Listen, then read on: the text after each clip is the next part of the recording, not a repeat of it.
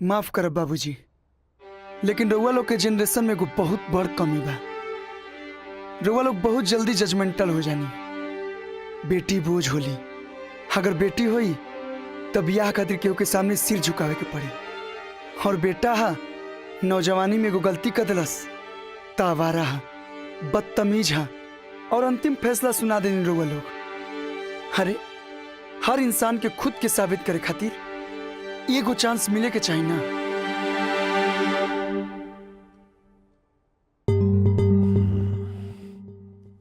हाँ बेटा, तू सही कह रहा बड़ा।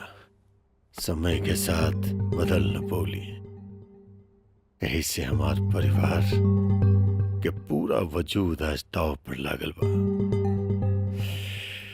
जाने ला बेटा, वक्त और समझ ये दोनों एक साथ किस्मत वाला के ही मिलेला। कहे कि जब वक्त होला तो समझ ना होला, और जब समझ आवेला तब वक्त ना होला। काश काश भगवान हमरा एक चांस दे दस, शायद सब कुछ ठीक हो जाए। फिलहाल तरुआ हमरा के एगो चांस दे दी। हम माधुरी से शादी कल चाहतनी और वो तैयार बाड़ी। ना, हम तैयार नहीं खी। अरे तू चुप रहा ना, तुम्हारी यादाश्त ठीक नहीं है। हाँ बाबूजी, इनका यादाश्त चल गई। केकर यादाश्त गेल बा? अरे माधुरी के। अब इनकर कोनो यादाश्त उदास नहीं के गईल। अगर और इजाजत होखे तो अकेला में इनकरो कहानी सुन लेती प्लीज।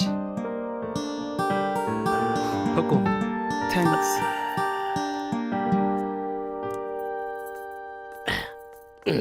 ओए ओए एजा का चला। हम कहाँ जाए?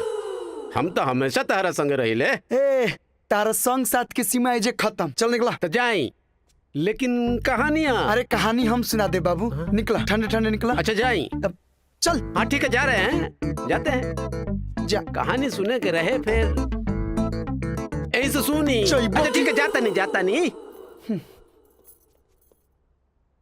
चला अब शुरू हो जा। का? अब अरे कहानी और सब तो वक्त अइला पर हुई जाए। ढेर ख्याली पुलाव मत पकावा, होश में रहा। ये तहार घर ना बा जे कूद पड़बा हमरा ऊपर। जॉन भइल ओकरा खातिर हम शर्मिंदा बानी। हाँ, अभी होश में बाड़ा तो शर्मिंदा बाड़ा। जहाँ 2 पैक चढ़ल तहाँ फांदे लगवा चीन के दीवार। अब ढेर सताओ मत। वो पहला बार हम दारू पी रहे तारा के डरावे खातिर। अभी अपन यादाश्त वाला कहानी बतावा। कहानी का रहे? शराब पी के जे तू कैला वो हरकत के बाद हमार दिल टूट गई। अब फिर अस्पताल में तोहरा के ना देख के हम समझ गई नहीं कि तोहरा के अपना हरकत पे पछतावा नहीं खे। तब फिर हम भी ठान लेनी कि अब तोहरा से कोनो रिश्ता ना रखब। यही खातिर ई याददाश्त जाए के बहाना कईनी। वो रात जब तू भाई के गुंडा के मारत रहला तबे से हम तोहरा से बहुत उम्मीद बांध लेनी। बकवास दिखावेला ही सिनेमा में पहली नजर के प्यार। असल जीवन में ऐसा कुछ ना होला। पहली नजर के प्यार मतलब हमरा से। ए देखा, सच बात जुबान पे आ गई। अब ना में सर मत हिलाओ। प्यार रहे लेकिन सब खत्म हो गई। लेकिन एमे हमार का गलती? वो हमार बाबूजी हमारे पे इतना न शक करेले कि हम कौन लड़की के बारे में सोचबे ना करनी, और प्यार मोहब्बत के सेंस डेवलप ना भइल। अच्छा तो अब कहाँ से आ गई ई sense?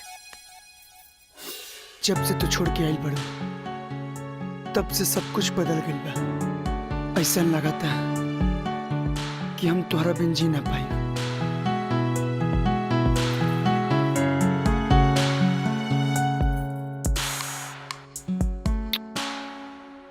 Will you marry me? ऐसे ही नहीं देखावल जला सिनेमा में। रहे दई ड्रामा।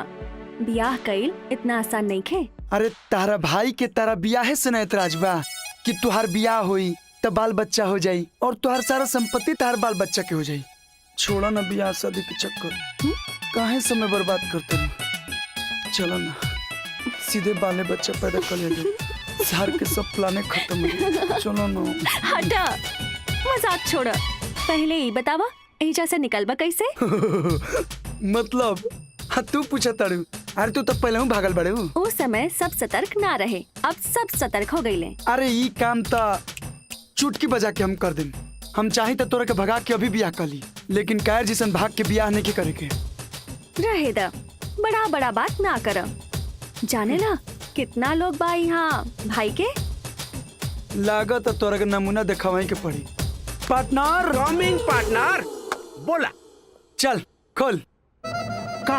अरे कपड़ा खोल। ए, हाँ कहाँ? मामा हम आवत तनी घूम के। तोहर दोस्त? हाँ बा ना बा, हाय देखा। जा जा। हाँ ठीक बा। सुता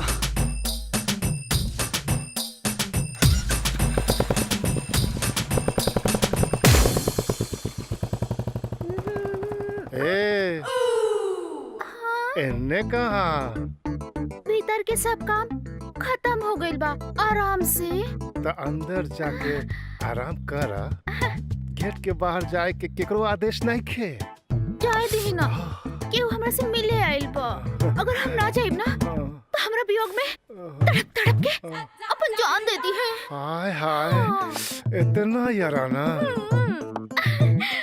मान ला कि हम तोहरा के बाहर जाए तो हमरा के का फायदा होई? रवा जी कहा हाँ पक्का? डबल पक्का। तो ठीक बा, जा जल्दी। आराम से।